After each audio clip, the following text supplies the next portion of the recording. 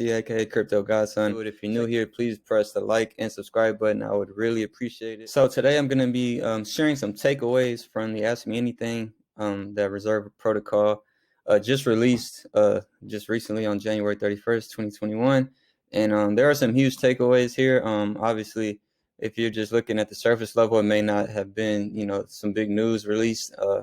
But if you actually know what this project is doing and you understand the magnitude of the impact of Reserve and the app they're working on right now, some of the quotes and some of the information given by the team will definitely blow your mind and honestly just increase your awareness of this Reserve Protocol team. I believe the more you learn about this team, the more you're going to love them. So I'm just going to go ahead and jump to the first takeaway. My first takeaway was somebody just, wanted to ask if there's any positive messages, is there any good news for us? And so basically Nevin, another good green flag, like, one of the things you look for in a project, he said he's not here to convince anyone to speculate on RSR.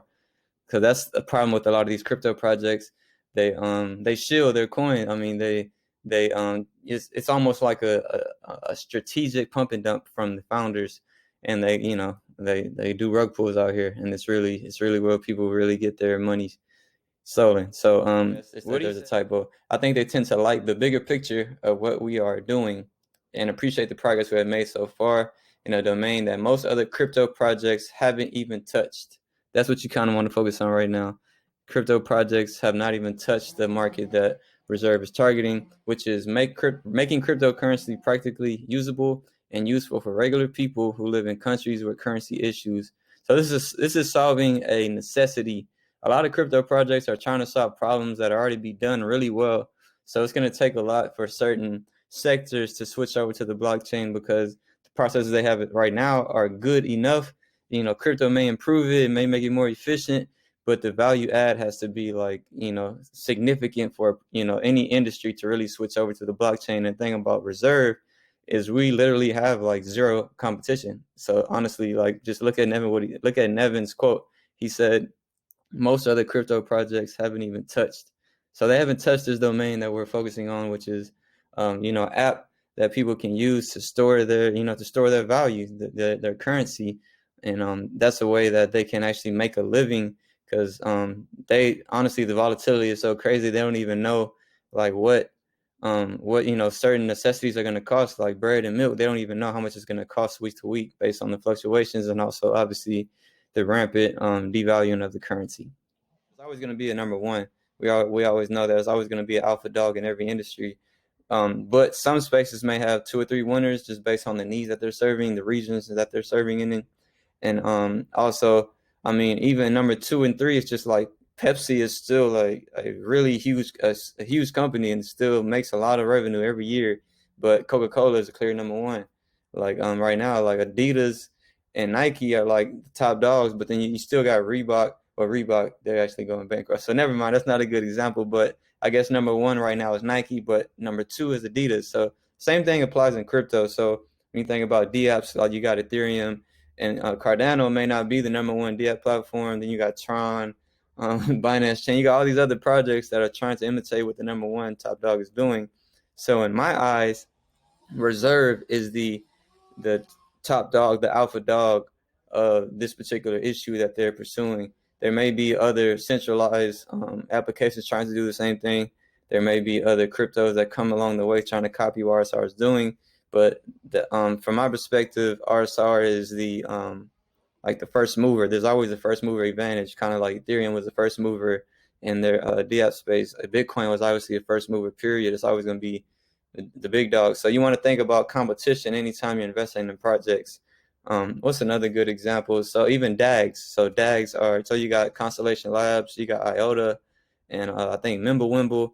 These are all DAGs trying to solve, for the most part, a similar issue. Then you don't have to. So all of these projects can have the same base layer technology, but that doesn't mean they're going to target the same issue.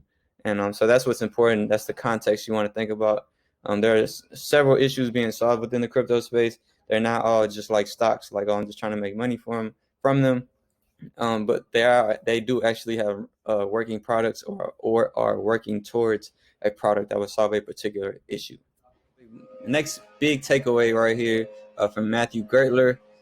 Basically, they ask, basically, Reserve RSR was listed to Coinbase custody, which is the platform. Coinbase has three levels, so everybody knows about the app. Everybody buys crypto and Bitcoin, Ethereum.